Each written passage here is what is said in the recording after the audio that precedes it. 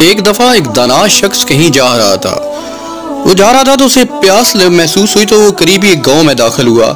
کیا دیکھتا ایک شخص جو ہے چارپائی پہ بیٹھا ہوا ہے اور حقہ پی رہا ہے، اور ساتھ جو ہے وہ مرغی اور مرغی کے بچے جو ہیں وہ دانا چگ رہے ہیں۔ لیکن اس نے ایک عجیب واقعہ دیکھا کہ ساتھ ہی باز کا بچہ بھی مرغی کے بچوں کے ساتھ دانا چگ رہا ہے۔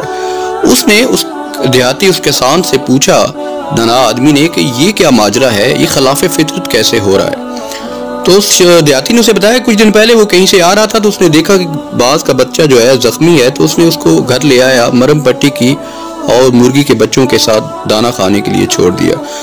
باز کے بچے نے جیسے ہی آنکھیں کھولی تو اس نے اپنے آپ کو مرغی کے بچوں کے ساتھ پایا اور اس نے اپنے آپ کو مرغی کا بچہ ہی سمجھا۔ اس نے دانا چگنا شروع کر دیا۔ تو اس دانا شخص نے اس دیہاتی سے ریکویسٹ کی کہ یہ باز کا بچہ جو ہے یہ مجھے دے دیا جائے قیمتاً یا تحفے میں۔ تو اس نے دیہاتی نے اس کو دانا شخص کو وہ باز کا بچہ جو ہے وہ تحفتاً دے دیا۔ تو دانا شخص بچے کو لے کے گھر آتا ہے، اس کو گھر لے کے آتا ہے تو اس نے اس کو گھر لے کے آنے کے بعد چھت پہ لے کے گیا اور چھت سے اس نے اس کو نیچے پھینکا اور کہا کہ تم باز کے بچے ہو، تم جو ہے وہ مرغی کے بچے نہیں ہو۔ مگر جیسے ہی باز کا بچہ چھت سے نیچے گرا تو اس نے پروں کو سمیٹا، گردن کو پروں کے درمیان کیا مرغی کی طرح اور نیچے گر گیا۔ اس دانا شخص نے بہت کوشش کی کہ باز کے بچے کو اڑنا سکھائے۔ وہ روز اس کو اپنے سامنے بٹھاتا، اس کو کہتا کہ تم باز کے بچے ہو، تم باز ہو، تم مرغی کے بچے نہیں ہو، مگر وہ اڑنا نہ سیکھ سکا۔ پھر ایک دن وہ اسے لے کے پہاڑوں میں چلا گیا، جنگل میں چلا گیا۔ ایک پہاڑ کے اوپر کھڑے ہو کے اس نے باز کے بچے کو نیچے یہ کہہ کے پھینکا کہ تم باز کے بچے ہو، تم مرغی کے بچے نہیں ہو۔ وہ جیسے ہی اس نے نیچے پھینکا تو باز کے بچے نے مرغی کے بچے کی طرح خود کو پروں کو سمیٹا اور گردن کو پروں کے درمیان سمیٹا، تو مگر اس نے جب نیچے دیکھا تو زمین بہت دور تھی، تو اس نے جو ہے وہ پھڑپڑانا شروع کیا۔ جیسے اس نے پھڑپڑانا شروع کیا تو وہ اڑنے لگا۔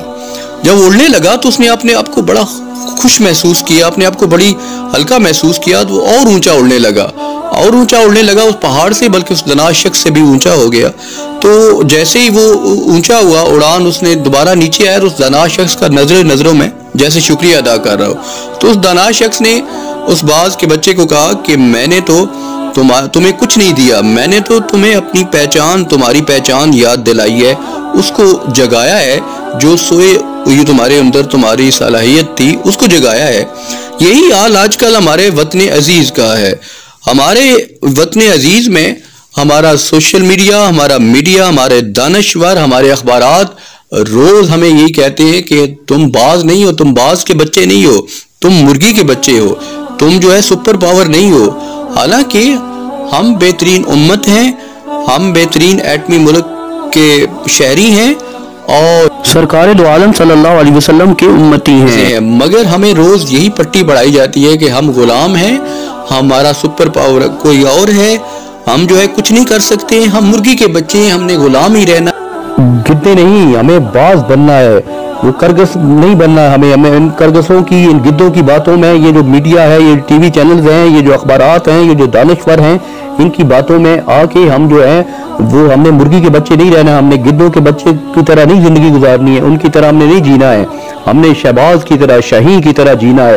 وہ کیا علامہ صاحب نے کہا تھا کہ وہ فریب خوردہ شاہین کے پلا و کرگسوں میں، وہ فریب خوردہ شاہین کے پلا و کرگسوں میں، اسے کیا خبر کیا ہے اور رسم شہبازی، ورنہ ہماری حالت بھی وہی جو پہلے ہوئی ہے ایسی ہی رہ جائے گی۔ ہمیں نکلنا ہوگا ان گدوں سے، ان گدوں کی باتوں سے۔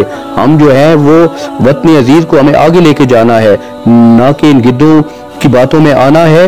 ہمیں وطن عزیز کو آگے لے کے جانا ہے، ہمیں شہباز بننا ہے، شاہین بننا ہے۔ ذلت غلطی ہوئی تو معذرت چاہتا ہوں۔ السلام علیکم ورحمۃ اللہ۔